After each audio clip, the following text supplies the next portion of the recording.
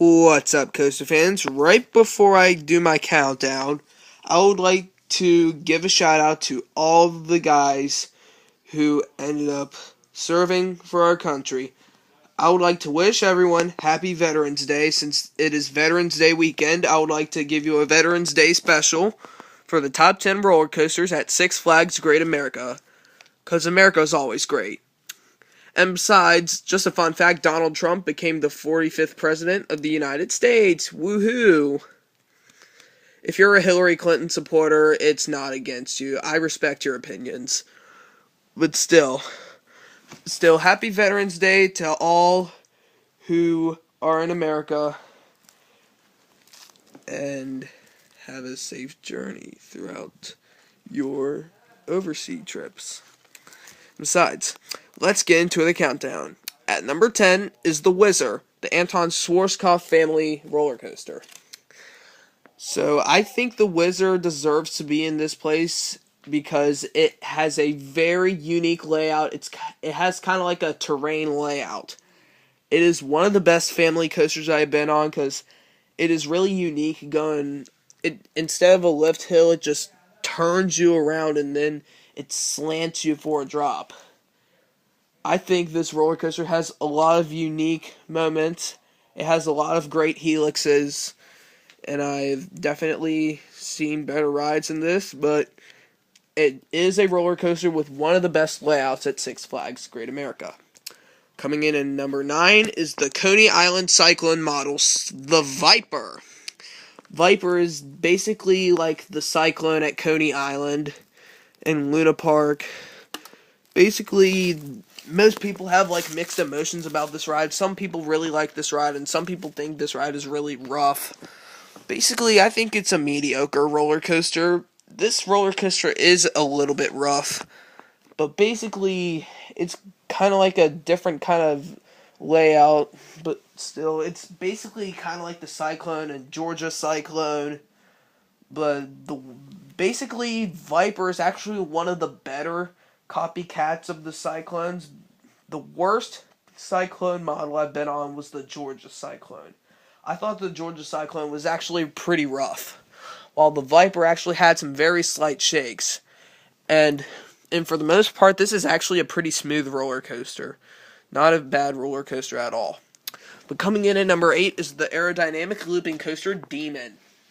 I think this roller coaster is pretty memorable to most of the other aerodynamic looping coasters. Overall, the theming is decent, and I find the inversions pretty enjoyable. And this roller coaster can be a little bit forceless at times, but however, this had to be one of the smoother looping coasters out of all the aerodynamics. So I actually find Demon a pretty good roller coaster with some nice theming, great inversions. Coming in at number 7 is the American Eagle, the Intamin racing coaster. I was really excited getting on this ride, and I thought it was a pretty darn good racing coaster. Not the best, but still fun. I find the airtime quite enjoyable. It has some nice turns as well. I prefer Rebel Yell, but still, I find the American Eagle really good. It has a lot of smooth, flowing airtime. I find just about everything enjoyable. I didn't have a big problem, whether blue side or red side. I still had fun. Coming in at number 6 is V2 Vertical Velocity. There are so many other Intamin impulse coasters like Wicked Twister and Possessed and Vertical Velocity at Discovery Kingdom, but the one in Discovery Kingdom has a different layout because it actually turns you into a heartline roll and then it turns you up a wee little bit. While Vertical Velocity at Great America is basically kind of like Possessed at Dorney Park. It starts off with a launch and then you basically twist. Nothing special, but still a very smooth ride. Pretty intense ride. At number 5 is the B&M Flying Coaster Superman Ultimate Flight. Oh God, I seriously had a great experience on this ride. Unlike the other one in Great Adventure, They have some pretty nice restraints. The theming is basically equal to the one at Great Adventure. But still, I find Superman Ultimate Flight a little bit smoother than the one at Great Adventure, because at Great Adventure, when we were going through another helix, I felt a little bit of a rattle, but I didn't really feel that much of a B&M rattle the one at Great America. So basically, both rides are absolutely wonderful. I find all of them enjoyable. The pretzel loop is really powerful, and I find everything enjoyable. Still, basically, it's a pretty nice roller coaster. Coming in at number 4 is the Batman the Ride clone. This B&M invert Batman the Ride. It doesn't really matter. They may be all over the world, but Batman the Ride is still a fun and interesting ride. The theming is great. I really love the inversions. There is rarely any headbanging. And I basically had a lot of fun throughout the whole entire ride. However, basically the color scheme at Great Adventure are actually the same. And this is basically like contrasting to the one at Magic Mountain and Fiesta, Texas. Because basically Goliath was the Batman the Ride clone in Fiesta, Texas, and Batman the Ride at Magic Mountain had the same color scheme as Goliath.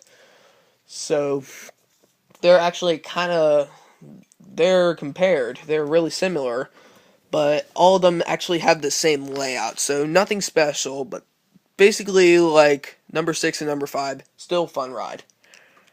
At number 3 is the B&M Wayne Coaster X Flight. I've seen like Coaster Studios have kind of a mixed opinion.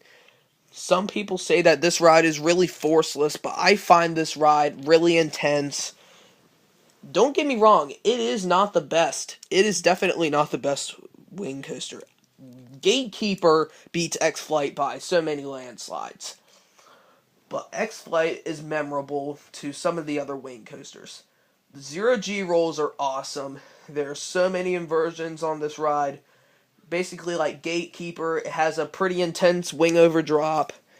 I had a lot of fun on this ride. It's really smooth, and the color scheme isn't that bad. So basically, X-Flight actually has decent theming. Not like Batman the Ride theming, but still nice ride, pretty good concept, and really nice layout. Coming in at number 2 is the B&M Hypercoaster Raging Bull.